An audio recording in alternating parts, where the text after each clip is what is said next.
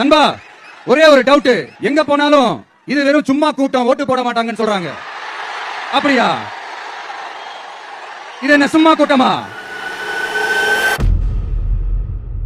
ஒரு பில்டிங்ல மேல் பகுதியை ஈஸியா தட்டிடலாம். சைடா இருக்கக்கூடிய ஜன்னல் கதவுகள் இதையும் தட்டிடலாம். கீழே இருக்கக்கூடிய தரைப்பகுதியை கூட உடைச்சி நம்ம டைல்ஸ்லாம் போட்டுடலாம். ஆனா அஸ்திவாரத்தில் மட்டும் நம்ம கை வச்சிட்டோம்னு வச்சுக்கோங்களேன், அந்த பில்டிங் எப்படி உடையுது, எந்த மாதிரி சரியுது அப்படிங்கிறத யாராலையுமே ப்ரெடிக்ட் பண்ண முடியாது. அப்போ ஒரு பில்டிங்க்கு ரொம்ப முக்கியமான விஷயம் என்ன? அஸ்திவாரம் தான்.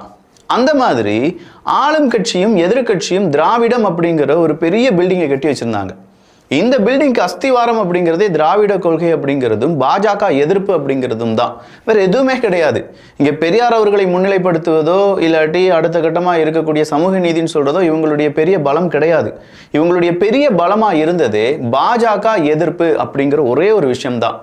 நான் இல்லைனா உன்னை ஆர்எஸ்எஸ் வந்து கவ்விட்டு போயிடுவாங்க, நான் இல்லைனா பாஜக உள்ள வந்துடும், நான் இல்லைனா மோடி அவர்கள் உள்ள வந்துடுவாரு, நான் இல்லைனா வலதுசாரி சிந்தனை உள்ள வந்துடும், நான் இல்லைனா ஹிந்துத்துவா உள்ள வந்துடும், இப்படின்னு சொல்லி தான் தமிழ்நாட்டு மக்களை அவங்களுடைய வலையில விழ வச்சாங்களே தவிர, நீங்க கடைசி 3 எலெக்ஷன் எடுத்து பாருங்களேன். இந்த 3 எலெக்ஷன்லையும் பாஜக கூட அவங்க கூட்டணி, பாஜக கூட இவங்க கூட்டணி, அதோ பாஜக வந்துருச்சு இப்படின்னு சொல்லி 15 வருஷத்தை ஓட்டிட்டாங்க.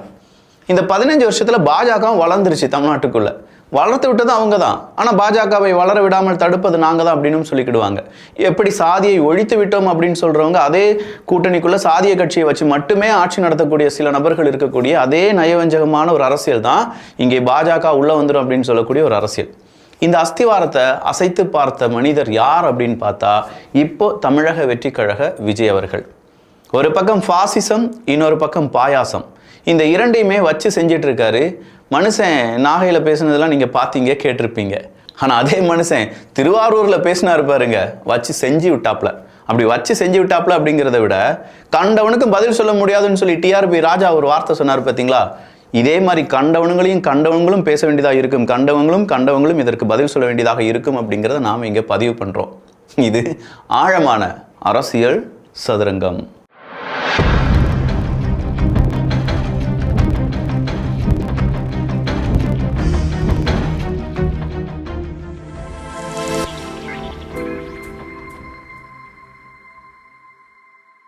ஒண்ணுமே இல்லைங்க, பாஜக எதிர்ப்பு அப்படிங்கிற ஒரு பாயாசத்தை காட்டி இங்க தமிழ்நாட்டு மக்களை முட்டாளாக்குன அரசியல் இனிமே எடுபடாது அப்படிங்கிறத திமுக உணர்ந்து விட்டது. இதுக்கு பிறகு நம்ம சைலண்டா இருந்தோம்னா கண்டிப்பா சிறுபான்மையினருடைய ஓட்டு பை டிஃபால்ட் விஜய் அவர்களுக்கு போயிடும் அப்படிங்கிறது ரொம்ப தெளிவா எல்லாருமே உணர ஆரம்பிச்சிட்டாங்க. இவ்வளோ நாள் இந்த கூட்டம்லாம் ஓட்டா மாறுமா அப்படின்னு சொல்லி எல்லாருக்கும் ஒரு கேள்வி இருந்துச்சு.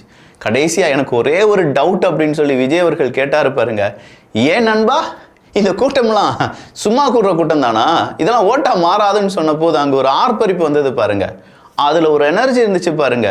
அந்த எனர்ஜியை விட நீங்கள் எங்கே வேணாலும் பாருங்கங்க, முக்கியமாக இந்த தமிழக வெற்றி கழகத்துக்கு வந்த பெண்கள், அங்கே இருக்கக்கூடிய ஆண்கள், அங்கே இருக்கக்கூடிய இளைஞர்கள் நிறைய பேர் ரொம்ப கிளாரிட்டியாக பேசுகிறாங்க. இந்த கிளாரிட்டி அவங்களுக்கு பயம் கொடுக்குது. ஆளும் கட்சிக்கும் பயம் கொடுக்குது, அதிமுகக்கும் பயம் கொடுக்குது. அந்த கிளாரிட்டி பயம் கொடுப்பதற்கான காரணம் இந்த அளவுக்கு கிளாரிட்டியான யங் ஜெனரேஷன் உள்ள வந்துருச்சு அப்படிங்கிறது தான். இந்த அளவுக்கு கிளாரிட்டியான பக்காவான ஒரு படை விஜய் அவர்களுக்கு ரொம்ப பெரிய அளவில் அவரை ஒரு ஷீல்டு மாதிரி பாதுகாத்து வருகிறது அப்படிங்கிறது தான்.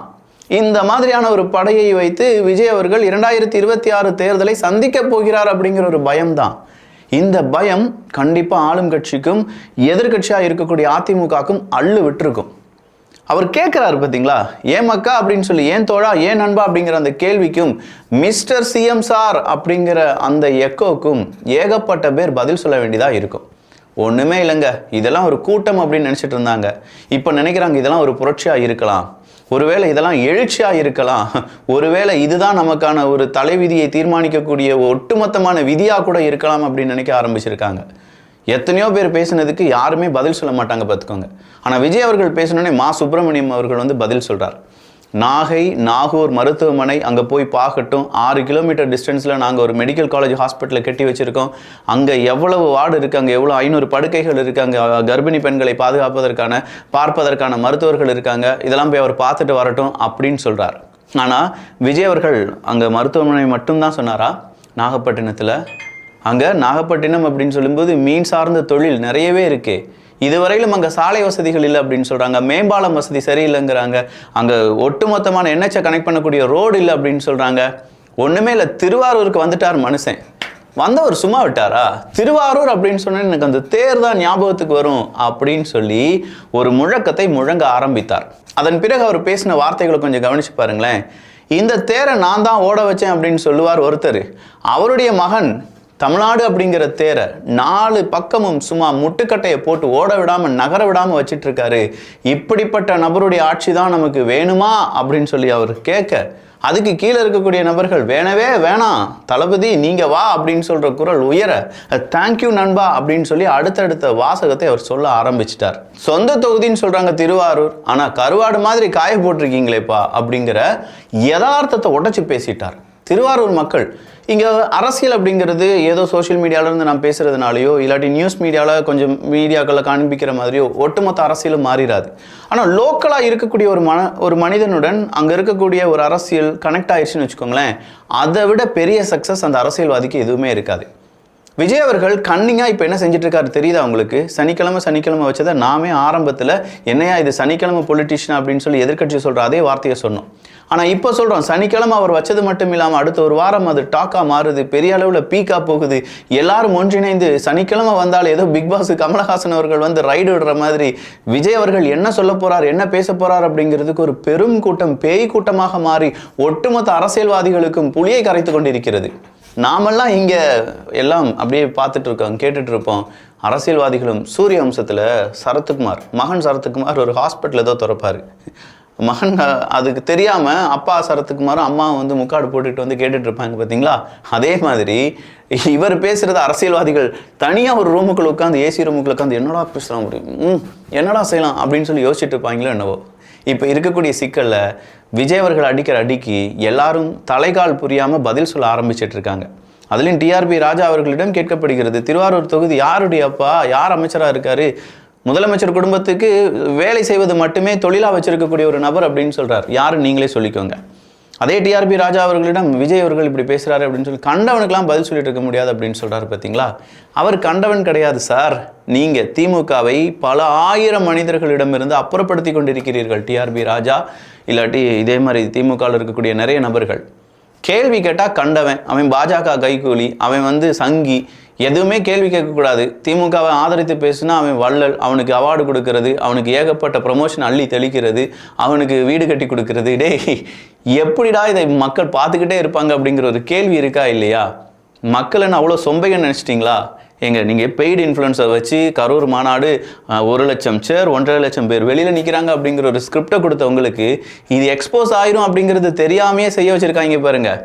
அதை எக்ஸ்போஸ் பண்ணி விட்டாங்க பாருங்கள் தாவேகாவினுடைய ஐடி விங்கு. இப்போ எனக்கு தெரிஞ்சு 2 ஐடி விங் ரொம்ப ஸ்ட்ராங். நான் முதல்லேருந்தே சொல்லுவேன், அது திமுகவினுடைய ஐடி விங், அதிமுகவினுடைய ஐடி விங்லாம் கிடையாது. ரொம்ப ஸ்ட்ராங்கான ஒரு ஐடி விங் நாம் தமிழர் கட்சியினுடைய ஐடி விங் தான். ஏன்னா நாம் தமிழர் கட்சியில் இருக்கக்கூடிய ஒவ்வொருத்த தம்பிகளும் அது ஐடி விங்காவே அவங்களாவே நினச்சி அவங்களுக்கு ஒரு பிரச்சனை அப்படின்னு சொல்லி சீமானவர்களை பற்றி பேசினாலும் சரி, தமிழீழத்தை பற்றி பேசினாலும் சரி, இல்லை தமிழ் தேசியத்தை பற்றி பேசினாலும் சரி, அவங்க கொந்தளிப்பாங்க. அதுக்கான ப்ரூஃப் வச்சு அடிப்பாங்க. அவங்க எதிர்த்து நிற்பாங்க.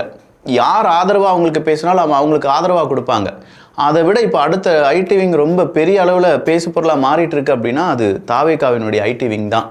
ஒவ்வொருத்தவங்களும் விஜயை நேசிக்கக்கூடிய ஒவ்வொரு மனிதன் கையிலையும் ஒரு மொபைல் ஃபோன் இருக்குது. அந்த மொபைல் ஃபோன் அவன் ஐடி விங்காக மாறிடுறான். அந்த பொண்ணு அந்த பையன் அப்படிங்கிறவங்க 2 பேரும் பேசிக்கொள்வது காதெல்லாம் கிடையாது, ஐடி விங்காக மாறி பேசிக்கிட்டு இருக்காங்க. தலைவர் இப்படி பேசியிருக்காரு, தலைவருடைய ஃபோட்டோவை இப்படி பேசலாம், எடிட்டிங் மாசு பண்ணுறாங்க. ஜென்னிசெட்டுன்னு சொல்கிறோம், வேற லெவல் எடிட்டிங் வச்சு பண்ணுறாங்க. ஒவ்வொரு விஷுவல்ஸையும் பார்க்கும்போது விஜய் அவர்களை இப்படி எலிவேட் பண்ணி காண்பிக்க முடியுமா? என்னையா டைரக்ட் பண்ணீங்க இவ்வளோ நாள்? எங்கள் மக்கள், எங்களுடைய இளைஞர்கள், எங்களுடைய மாணவாக்கள் எப்படி எடிட் பண்ணி அனுப்பி விட்டுட்டு இருக்காங்க பாருங்க அப்படிங்கிற மாதிரி இருக்கு. இதே இளைஞர்கள் கையில் விஜய் அவர்கள் இன்னும் செம்மையான அரசியல் பேச ஆரம்பிச்சிட்டாருன்னு வச்சுக்கோங்களேன். இன்னைக்கு பேசினார். அதுலேயும் முக்கியமாக இந்த தேர்வு விஷயம் மட்டும் கிடையாது, சாப்பிட்ற சாப்பாடு விஷயத்தை பற்றியும் பேசினார். ஏன்னா பேனா சிம்பிள் வைப்பேங்கிற, உங்கள் தாத்தா பேரை வைப்பேங்கிற, உங்கள் அப்பா பேரை வைப்பேங்கிற, ஆனால் அவர் பிறந்த இந்த ஊரை மதிக்கவே இல்லாமல் ஒரு ரோடு கூட இல்லாமல் வச்சுருக்கீங்களே அப்படிங்கிற ஒரு வார்த்தையை கேட்டுப்பட்டாரு. திருவாரூர் மக்கள் யோசிக்க ஆரம்பிச்சிருப்பாங்க. நாளைக்கு எப்படினாலும் திமுக காரங்க திருவாரூர் மொத்தம் விழுந்து வேலை செய்வாங்க. அப்படி வேலை செய்யும்போது அந்த மக்கள் கேட்பாங்களா இல்லையா? நீங்கள் வேலை செய்யணும்னா அப்போ விஜய் அவர்கள் வந்து எங்கள் ஊரில் வந்து பேசணும். ஒன்றுமே இல்லை, பாபா படத்தில் ஒரு மந்திரம் இருக்கும். அந்த மந்திரம் சொன்ன உடனே அந்த ஊரே மாறணும் அப்படின்னு சொல்லிட்டு ஒரு மந்திரத்தை சொல்லுவார். அப்போ அங்கே ஒரு அரசியல்வாதி வருவார். அரசியல்வாதி வருவதற்காக அங்கே அந்த ஊர் எல்லாமே மாற்றப்படும். அப்போ இதே மாதிரி எங்கள் ஊர் மாறணும் அப்படின்னா விஜய் அவர்களை கூப்பிடணும். எங்கள் ஊரில் தண்ணி வரணும்னா விஜய் அவர்களை கூப்பிடணும்.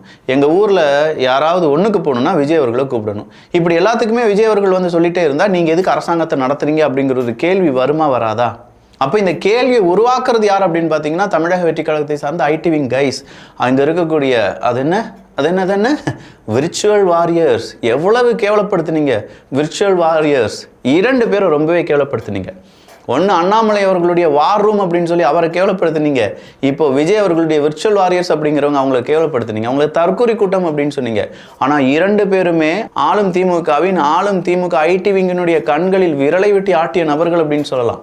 இவங்க 2 பேருமே சாதாரணப்பட்டவங்களா கிடையாது.